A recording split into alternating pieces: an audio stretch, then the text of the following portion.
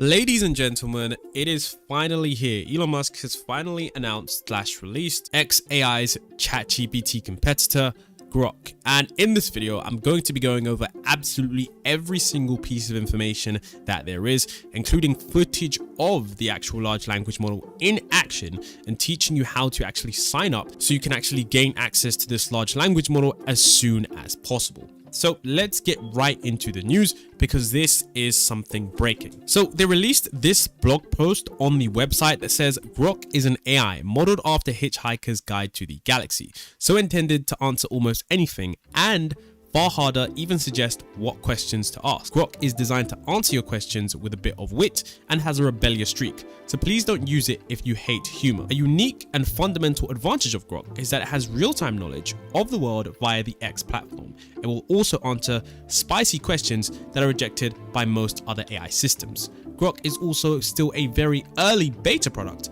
the best we could do with 2 months of training, so expect it to improve rapidly with each passing week. So that was the official statement from X. Now, I'm going to dive into exactly what this means and each point because it's far more interesting than every other large language model that we've seen. This is truly a unique product from Elon Musk and his team. So let's get into how this large language model actually does in certain interactions, because trust me when I say you're going to be truly surprised at what this large language model is capable of or how essentially they've fine-tuned it. So one of the things that Elon Musk did, which was very interesting, and if you are a user of X.com or Twitter.com, you may have seen the post that I'm about to show you. And if you have seen it, then you'll know exactly what I'm talking about. But Elon Musk tweeted, X.A.I's Grok system is designed to have a little humor in its responses. And this person asks, tell me how to make cocaine step by step.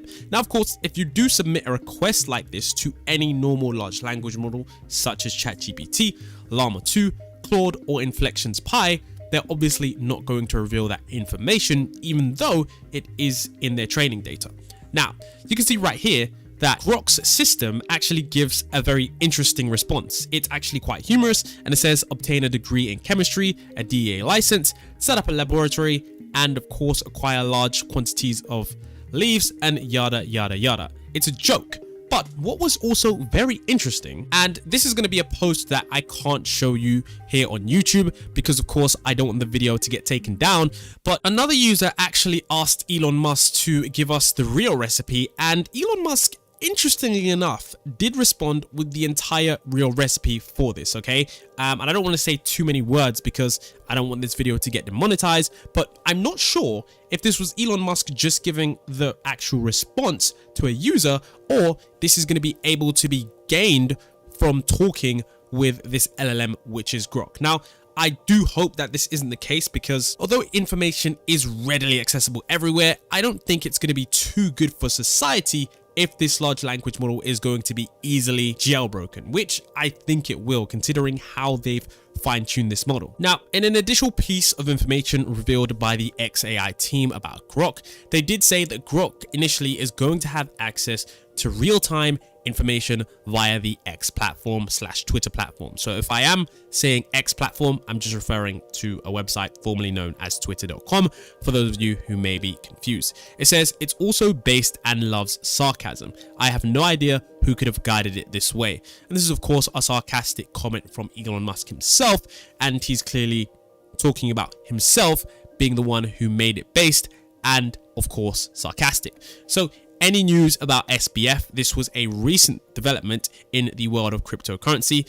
SBF refers to Sam Bankman-Fried, who is a former CEO of the company FTX that went bankrupt in around 2022, where it was revealed that he did a bunch of fraud. Now, of course, this is really interesting because when they asked Grok about any news about SBF, you can see that it was able to get some up-to-date data. Now, of course, you could in fact compare this to ChatGPT and say that, well, ChatGPT has browsing with Bing, Bard already has this, but you have to remember that this is a large language model that was pretty much developed in just around 4 months. So I'm quite impressed based on what they've been able to do, and although it doesn't seem groundbreaking as the pace of AI has moved very, very quickly, I think this narrative is going to be more interesting. You see, a large problem and something that isn't talked about as much with large language models is their inability to answer all questions. And initially, for many large language models,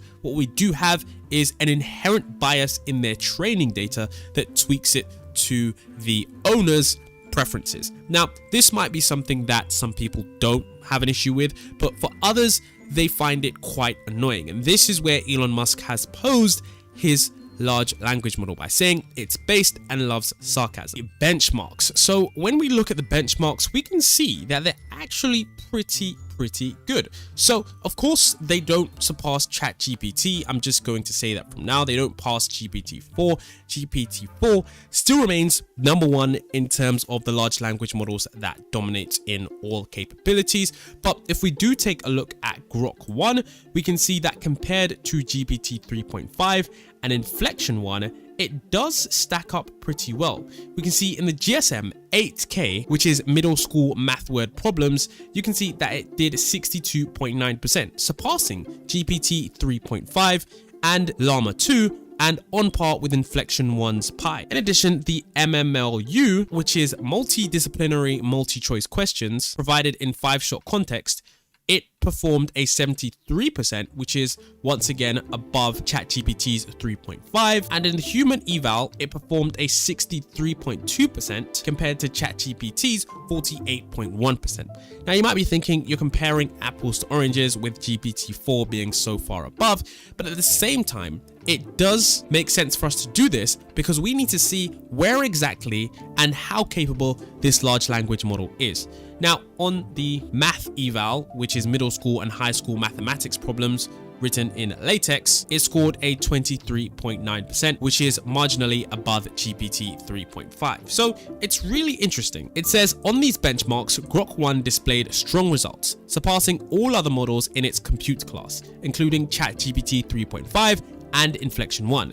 It is only surpassed by models that were trained with a significantly larger amount of training data and compute resources like GPT-4. This showcases the rapid progress we are making at X.A.I in training LLMs with exceptional efficiency. So now, what was also interesting, because a caveat that many people might state was that this large language model X.A.I is going to be trained on these human evals and these exams because, of course, large language models are trained on tons and tons of training data. So testing it on its training data doesn't really make sense. But they said, since these benchmarks can be found on the web and we can't rule out that our models were inadvertently trained on them, we hand graded our model and also Claude 2 and GPT-4 on the 2023 Hungarian National High School Math Finals in Mathematics, which was published at the end of May after we collected our dataset.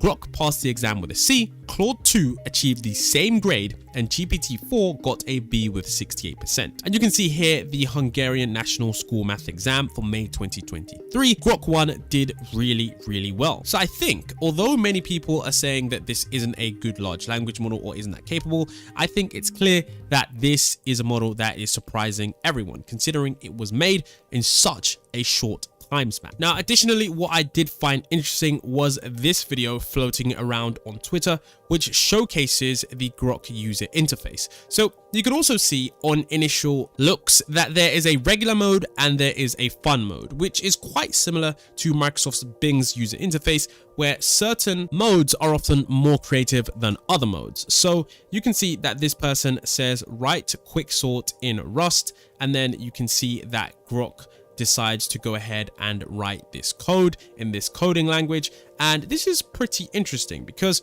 not a lot of large language models are inherently good at coding. So it seems very interesting that this person is able to do this straight away. And they're also able to have multiple tabs and multiple conversations open at the same time. This is a feature which currently isn't available as far as I know in ChatGPT, which is quite frustrating because sometimes you're trying to work on multiple things. When you try and do this on ChatGPT, it does often say, please wait for the prompt to finish generating before you can even do it in another tab. But here we can see that you're able to do 2 at a time. So this is actually something that might be a competitive advantage. Now, you can also see a bunch of chats on the left-hand side, which show many different interesting conversations. Now, As for when this will be released to the general public, we don't have an official date, but for those of you who do want to sign up and potentially get beta access, if you do scroll down on the webpage all the way to the bottom,